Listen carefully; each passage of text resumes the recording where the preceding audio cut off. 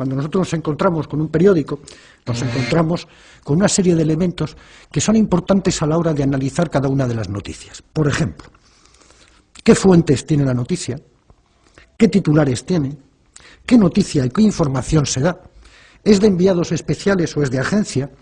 ¿Qué editoriales hay en los periódicos? ¿Qué artículos de opinión? Por ejemplo, digamos respecto a las agencias que, sin irme muy lejos, entre los imperios mediáticos, Harsan, Murdoch, Berlusconi, Bertelsmann, más las agencias, AP y UPI en Estados Unidos, la Reuters en Inglaterra y France Press en Francia, controlan aproximadamente entre el 80 y el 85% de las noticias que se producen en el mundo y cómo se transmiten también. Es decir, la batalla de las ideas es algo que es fundamental para la clase dominante. El poder, la propiedad de los medios de comunicación, tanto sean televisión como prensa, es fundamental. ¿Por qué? Porque a través de ello se traduce la ideología, las ideas de la gente. Piensen ustedes siempre que lo que no se publica o no se mete no existe. Por lo tanto, si yo controlo los medios de comunicación y no te doy la voz a ti, evidentemente tú no sabe nadie que existes, y como nadie sabe que existes, tus ideas no llegan, y como tus ideas no llegan, tú no estás. Hay otra cosa que me interesa mucho también, el doble lenguaje, que se está empezando a utilizar y que se lleva utilizando ya durante mucho tiempo. ¿Cómo cambiamos el lenguaje? Fuerzas de paz, aliados, fuerzas de paz, aliados, operación quirúrgica, daños colaterales. Todas estas frases, palabras bonitas, que nos alejan de la realidad, que nos hacen fácil el decir que, bueno, han matado unos soldados nuestros, no importa, son daños colaterales. Tú ten en cuenta que el periodista trabaja para la empresa, no para el público, trabaja para la empresa. Y la empresa le exige no solo rendimientos, sino una determinada forma ideológica. Y si no, te echo. No hay que tener en cuenta que los medios de comunicación trabajen por separado.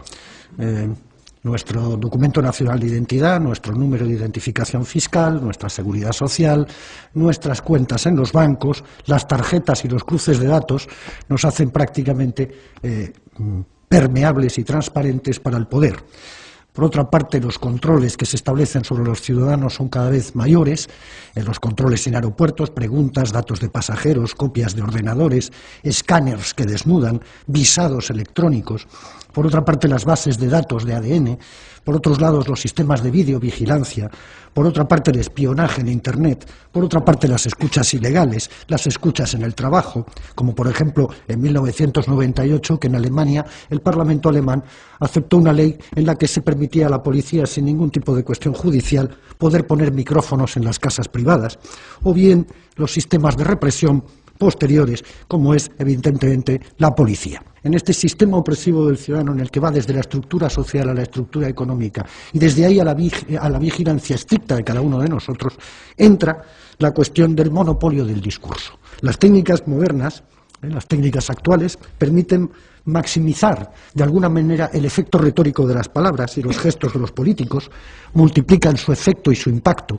No es que el rey le haya dicho a Chávez una vez ¿por qué no te callas?, sino que eso lo hemos visto 300 veces repetido en televisión, y eso es un machaqueo continuo sobre la neurona. Por lo tanto, yo estoy utilizando una maximización de lo que ha sucedido allí, ocultando evidentemente lo que estaba diciendo Chávez, que tenía toda la razón del mundo, pero daba igual, porque lo importante no es la razón, lo importante es que el otro le mandó a callar. Entonces, esto era lo importante y habría que reproducirlo 300 veces. Los media convierten de esta manera la política en una representación teatral, donde incluso en nuestro país, por ejemplo, se ve a la televisión española llevando a políticos para que hablen allí, ¿no?, y que nos cuenten allí sus rollos. Y claro que los cuentan, pero claro, evidentemente tampoco pueden desentrañarse a sí mismos como lo que son, seres políticos, y por lo tanto quieren caer bien. Y como quieren caer bien, tienen que manipular de alguna forma la escena teatral que se les presenta.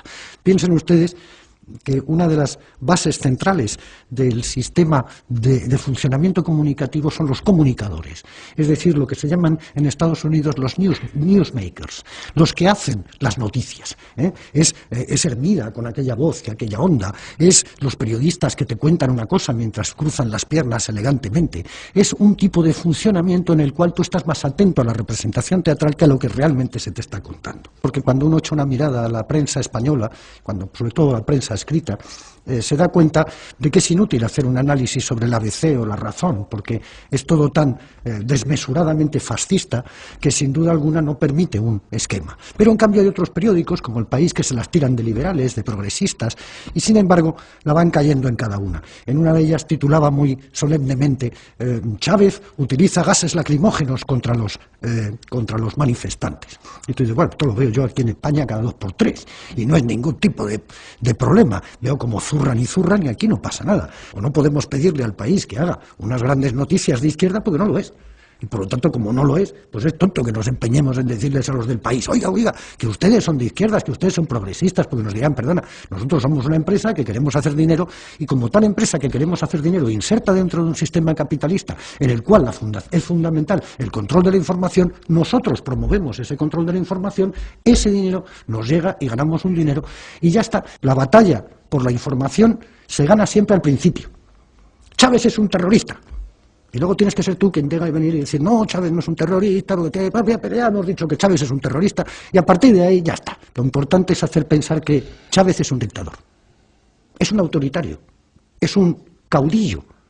Le llaman cada 2 por 3 en el país caudillo, sabiendo perfectamente lo que la palabra caudillo significa en España. Hemos tenido uno 40 años, por lo tanto sabemos muy bien lo que es un caudillo. ¿Chávez es un caudillo? No, Chávez no es un caudillo. Chávez es un hombre que ha ganado 14 elecciones. 14. Entonces, este tipo de planteamientos se ganan así, se ganan soltándola a la primera, sin mayor problema. ¿Por qué? Porque yo no tengo capacidad de respuesta. Porque si tengo capacidad de respuesta, a lo mejor resulta que mando una carta al director y el director, por supuesto, no me lo publica. Como le ha pasado al embajador de Venezuela en España, que no para de mandar cartas a la ABC, al País y a todos los demás, y no publicado. Uno de los problemas básicos de la izquierda es que tampoco hemos sabido nunca pelearnos con todo ese sector que, sin ser de derechas, es derechoso porque, claro, les tienen manipulados. ¿Y cómo desmontamos esa manipulación?